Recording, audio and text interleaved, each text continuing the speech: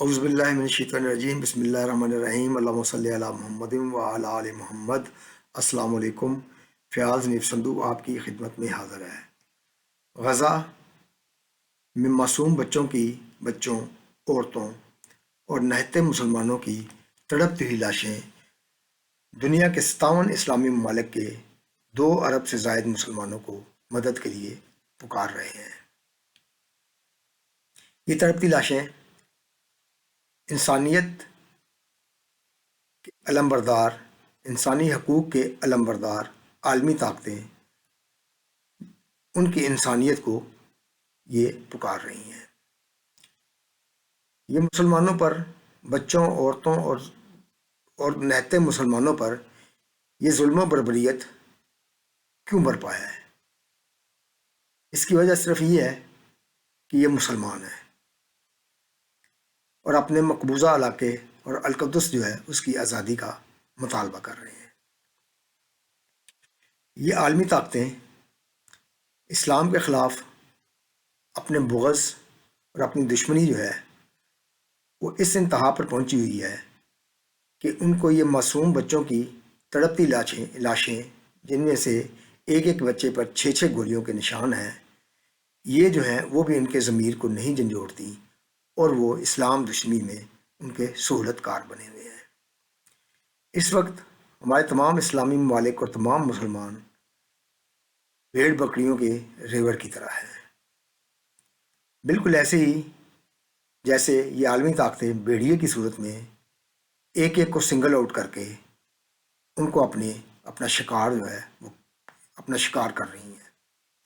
لیکن ہم جو ہیں اسلامی ممالک، ان کے سربراہ جو ہیں، ان کے اوپر مصلحت پسندی، بزدلی کی وجہ سے وہ ان کی اسلامی غیرت اور حمیت جو ہے وہ چکی ہے، ان کے ضمیر مردہ ہو چکے ہیں، بے حسی اپنی انتہا کو پہنچ چکی ہے۔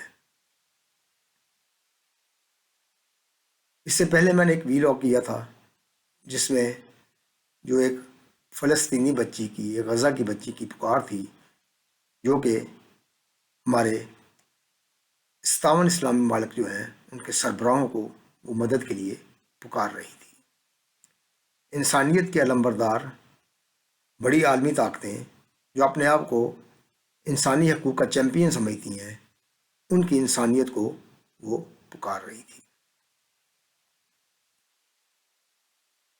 مسعود عبدالی صاحب ہیوسٹن، امریکہ میں تجزیہ نگار ہیں، مختلف جریدوں میں ان کے کالم شائع ہوتے ہیں۔ ان کا ایک کالم میری نظر سے گزرا اور مجھے اچھا لگا، تو میں یہ کالم آپ کے سامنے پڑھ کر آج یہ آپ کے سامنے اس کو پیش کروں گا۔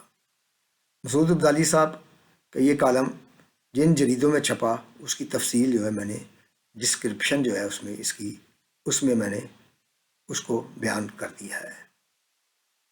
اب میں آپ کے سامنے یہ کالم پڑھتا ہوں۔ بموں اور میزائلوں کی بارش میں رمضان کی آمد۔ جب یہ سطور آپ تک پہنچیں گی، مسلمانان عالم رمضان کی برکتوں سے مستفید ہو رہے ہوں گے۔ اہل غزہ بیچارے 7 اکتوبر سے کھجور اور چند گھونٹ پانی پر سحر و افطار کر رہے ہیں۔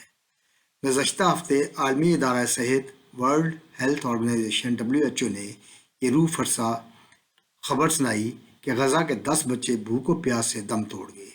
ادارے نے خطرہ ظاہر کیا کہ خوراک کی قلت سے مرنے والوں کی تعداد میں مزید اضافہ ہوگا۔ دنیا یہ مظالم دیکھ رہی ہے، اس پر افسوس اور گریہ وزاری کا عمل بھی نظر آ رہا ہے، لیکن دستے قاتل کو روکنے کی کوئی سنجیدہ کوشش اب تک سامنے نہیں آئی، حتیٰ کہ ظلم کا بچشمے خود مشاہدہ کرنے والے بھی جنگ بندی کے مطالبے سے گریزاں ہیں۔ اسرائیل سے مرعوب امریکی سیاست کا عبرتناک مشاہدہ چند روز پہلے ہوا جب امریکی ڈیموکریٹک پارٹی کے چیئرکان کانگریس نے اسرائیل سے واپسی پر ایک مشترکہ بیان میں کہا کہ وزیر اعظم بنیامین نیتن یاہو فلسطینی زندگیوں کو نظر انداز کر کے غزہ کی مکمل تباہی کے در پہ نظر آ رہے ہیں۔ ایوان کی مجلس قائمہ برائے تفویض و تخصیص اپروپریشن کی سینئر رکن محترمہ روسا کی قیادت میں اس وفد نے غزہ کی صورتحال کا جائزہ لینے کے لیے امریکہ کا دورہ کیا تھا۔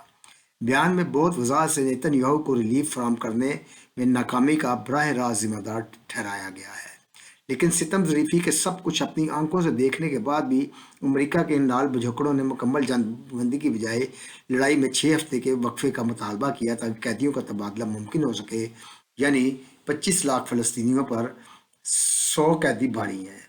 غزہ آنے کے تمام راستوں پر اسرائیلی انتہا پسند دھرنا دیے بیٹھے ہیں۔ مصر سرحد پر تلاشی کا نظام اتنا سست ہے کہ ایک دن میں زیادہ سے زیادہ 15 ٹرکوں کو غزہ آنے کی اجازت مل پاتی ہے۔ جہاں 20 لاکھ افراد بھوک پیاس کا شکار ہوں، وہاں 15 ٹرکوں سے کتنے لوگوں تک چند گھونٹ پانی پہنچ سکتا ہے؟ اسرائیلیوں کی کٹھور دلی کا یہ عالم ہے کہ انہیں 15 ٹرکوں کا آنا بھی قبول نہیں۔ جمعرات 29 فروری کو شمالی غزہ میں امدادی راشن کے لیے جمع ہونے والے بھوکے پیاسے شہریوں کو اسرائیلی فوج نے گھیر کر چاروں طرف سے فائرنگ شروع کر دی، یا یوں کہیں کہ جلیاں والا باغ کی تاریخ دہرا دی گئی۔ نہتے لوگوں کو ڈرون سے بھی نشانہ بنایا گیا۔ اس وحشیانہ کارروائی میں خواتین اور شیرخوار بچوں سمیت 130 افراد جاں بحق اور سینکڑوں زخمی ہوئے۔ اسرائیلی فوج کے ترجمان نے پہلے تو بگدڑ کو ان اموات کا سبب قرار دیا، لیکن جب اقوام متحدہ کے اہلکاروں نے بصری تراشے یعنی کہ ویڈیو کلپس وغیرہ جاری کیے تو تل ابیب نے موقف تبدیل کر لیا اور کہا کہ ہجوم کا فائدہ اٹھاتے ہوئے دہشت گردوں نے ٹینکوں کو گھیر لیا اور فوج نے اپنے دفاع میں گولی چلائی۔ عالمی ادارہ صحت کا کہنا ہے کہ اکثر لاشوں میں 6 سے زیادہ گولیاں پیوست پائی گئیں، جس سے اندازہ ہوتا ہے کہ مجمع پر بہت قریب سے اندھا دھند فائرنگ کی گئی۔ امریکی صدر نے اس واقعے پر گہرے رنج کا اظہار کیا، لیکن اس بھیانک واقعے پر سلامتی کونسل کی مذمتی قرارداد ویٹو کی دھمکی دے کر رکوا دی۔ الجزائر کی پیش کردہ اس تحریک کی امریکہ کے سوا تمام ارکان نے حمایت کی تھی۔ اس بھیانک واقعے کے دوسرے روز ایک مزاحیہ فنکار کے ساتھ آئس کریم چاٹتے ہوئے امریکی صدر نے غزہ امن کی نوید سنا دی۔ موصوف بہت اعتماد سے بولے کہ 10 مارچ تک جنگ بندی ہو سکتی ہے۔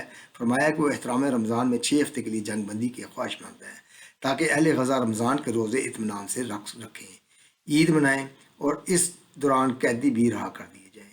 زمینی حقائق سے بے خبر بائیڈن نے رمضان امن پیکج کی رونمائی اس شان سے فرمائی کہ جیسے یہ امریکی خارجہ پالیسی کا بڑا کارنامہ ہے۔ صدر بائیڈن اور گوری دنیا کو غزہ قتل عام پر فکر و پریشانی صرف اس لیے ہے کہ اس کے نتیجے میں زیر حراس اسرائیلی قیدیوں کی زندگی خطرے میں پڑ سکتی ہے۔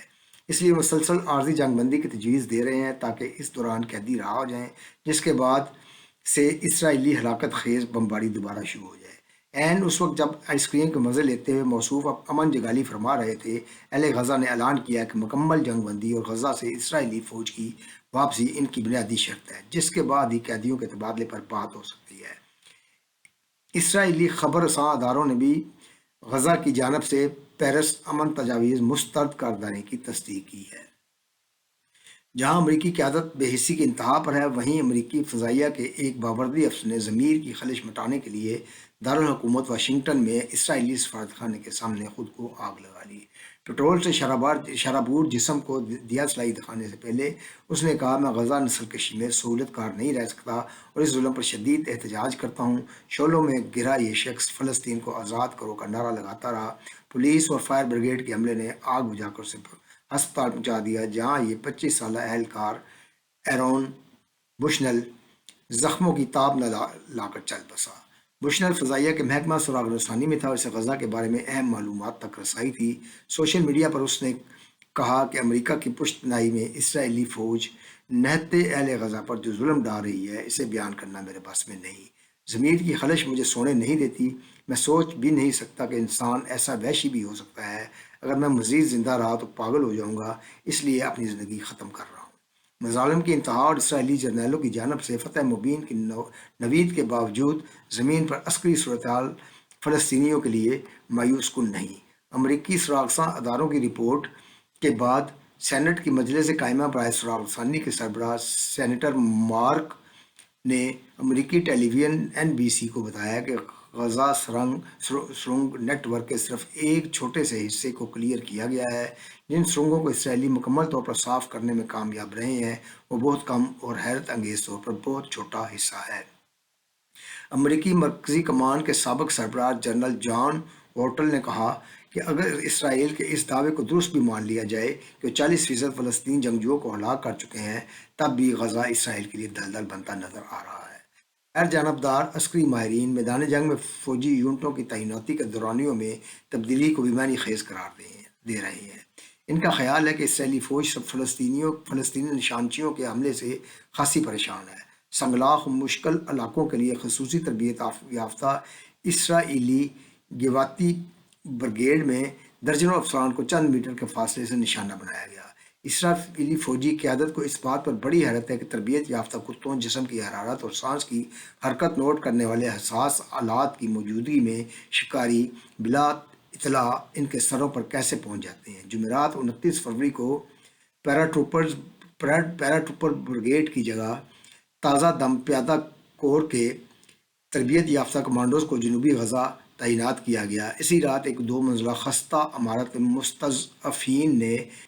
مستضعفین کا مطلب کہ کمزور مستضعفین نے بارود بھر کر یہ تاثر دیا کہ یہاں مزاحمت کار چھپے ہوئے ہیں۔ جب اسرائیلی فوجی تلاشی کو آئے تو پوری عمارت دھماکے سے اڑ گئی۔ 3 اسرائیلی سپاہی ہلاک اور 14 زخمی ہو گئے۔ یعنی سر منڈاتے ہی اولے پڑنے کے مستحق پہلے ہی روز نوارتوں پر یہ آفت ٹوٹ پڑی۔ اسرائیل کے عسکری ہسپتالوں میں بحالی مراکز، ریہیبلیٹیشن سینٹر اور پارکوں میں جوانان رانا بیساکھیوں پر گھسیٹتے اور ویل چیئر پر محو خرام نظر آتے ہیں۔ گزشتہ دنوں کسی اسرائیلی صارف نے فیس بک کے ایک عبرانی صفحے پر لکھا کہ غزہ سے آنے والے زخمیوں میں کوئی بھی پورے جسم کے ساتھ نہیں آیا، کسی کی آنکھ غائب ہے تو کسی کا ہاتھ یا پیر۔ اسرائیلی فوجیوں کے مظالم کے جلوہ فرسا بصری تراشے یعنی کہ کلپس جو ہیں جو لیک ہو رہے ہیں، صحافتی حلقوں کے خیال میں وہ اسرائیل کی نفسیاتی مہم کا حصہ ہے۔ حال ہی میں ایک تراشا جاری ہوا ہے جس میں چند مشقیں کسے بچوں کو ٹینکوں سے کچلنے کا مناظر دکھائے گئے ہیں۔ اس لیے ایک فلسطینی بچے کو برہنہ کر کے تشدد کا منظر عام ہوا۔ ایک ہفتہ قبل جاری ہونے والے کلپس میں دکھایا گیا ہے کہ غزہ کی خواتین سے چھینے گئے زیورات اسرائیلی فوجی بہت فخر سے اپنی بیویوں اور گرل فرینڈز کو پیش کر رہے ہیں۔ یہ مناظر کسی بھی فوج کے لیے شرمناک ہیں، لیکن ان کے اجراء کا مقصد ایک طرف تو فلسطینیوں کو دہشت زدہ کرنا ہے تو دوسری طرف یہ مناظر خوف زدہ سپاہیوں کے حوصلوں کو بلند کرنے اور ان کو مزید مظالم پر آمادہ کرنے کی کوشش ہے۔ جہاں امریکہ میں ایک فوجی کی خود سوزی سے انسانی ضمیر کی بیداری کا پتہ چل رہا ہے، شہر راک ڈیل کے ضمنی انتخابات میں فلسطینیوں کے پرجوش حامی جارج گالوے کی شاندار کامیابی سے سیاست کا نیا رخ ظاہر ہو رہا ہے۔ جس لیبر پارٹی کے سر ٹونی لائٹ کے انتقال سے خالی ہوئی تھی، آزاد فلسطین کے نعرے پر جان گالوے ورکرز پارٹی کے نمائندے کی حیثیت سے کھڑے ہوئے اور کامیابی حاصل کی۔ گالوے نے اپنی کامیابی کو غزہ کے شہیدوں کے نام کیا اور ایک بڑے ہجوم سے خطاب کرتے ہوئے انہوں نے قائد حزب اختلاف کو مخاطب کر کے کہا کہ جناب علی، یہ غزہ کی کامیابی ہے۔ جناب گالوے نے کہا کہ وزیر اعظم اور قائد حزب اختلاف ایک ہی سکے کے دو رخ ہیں جو ذاتی سیاسی مفاد کے لیے غزہ قتل عام کو سہولت کاری فراہم کر رہے ہیں۔ غزہ کے ساتھ غرب اردن پر مظالم میں مزید شدت آ گئی ہے۔ منگل کے روز 27 فروری کی شام الخلیل ہربرون شہر کی رائل پلاسٹک فیکٹری میں پراسرار طور پر آگ بھڑک اٹھی جس نے دیکھتے ہی دیکھتے آدھے شہر کو لپیٹ میں لے لیا۔ یروشلم سے 30 کلومیٹر جنوب میں تلال الخلیل پہاڑ پر واقع یہ شہر سطح سمندر سے 930 میٹر بلند ہے۔ غزہ حملے کے بعد سے غرب اردن کے دوسرے صنعتی یونٹوں کی طرح یہ فیکٹری بھی تالہ بندی کا شکار تھی۔ الخلیل کے رئیس شہر کے مطابق آگ اچانک بھڑکی اور انتہائی پراسرار انداز میں پھیل گئی۔ فائر بریگیڈ کا مرکزی دفتر بھی آگ کی لپیٹ میں آ گیا۔ میئر صاحب اسرائیل خفیہ پولیس کی فہرست میں ایک دہشت گرد اور بستہ بے کے بدماش ہیں، اس لیے فائر بریگیڈ اور شہری خدمات کے اسرائیلی اداروں نے ان کے فون کا جواب تک نہیں دیا اور 2 لاکھ نفوس پر مشتمل اس شہر کا بڑا حصہ راکھ کا ڈھیر بن گیا۔ فلسطینیوں کے خیال میں آتش زدگی اسرائیلی بستی کی تعمیر کے لیے مقامی شہریوں کو بے دخل کرنے کی حکمت ہے۔ پریشانیوں اور آزمائش کے باوجود فلسطینی القدس شریف کے معاملے میں کسی مداحنت پر تیار نہیں۔ رمضان میں مسجد اقصیٰ تک رسائی محدود کرنے کے خلاف مطالبہ یا درخواست کے بجائے استقبال رمضان کے لیے القدس مارچ کا اعلان کیا گیا ہے۔ نمازی پہلی تراویح بستیوں سے جلوس کی شکل میں مسجد اقصی پہنچیں گے۔ ایسے ہی ایک حوصلہ مند نوٹ پر آج کی نشست کا اختتام۔ اسرائیلی فوج شہریوں پر رفح خالی کرنے کے لیے دباؤ ڈال رہی ہے۔ ایک 80 سالہ نائتی دادی اماں نے مسلح سپاہیوں سے دو ٹوک کہا کہ میں کم عمری میں اپنے والدین کے ساتھ اپنے گھر سے نکالی گئی اور غزہ آ گئی، یہی میری شادی ہوئی اور میرے بچوں اور ان کے بچوں نے جنم لیا۔ اسرائیلی بمباری نے مجھے اور میرے بیٹوں کو اور میری بیٹیوں کو بیوہ کر دیا اور اب یہی میری قبر بنے گی۔ میں کہیں نہیں جانے والی۔ بم گراؤ، توپ چلاؤ، گولیاں مارو، ٹینکوں سے ڈرون ڈالو۔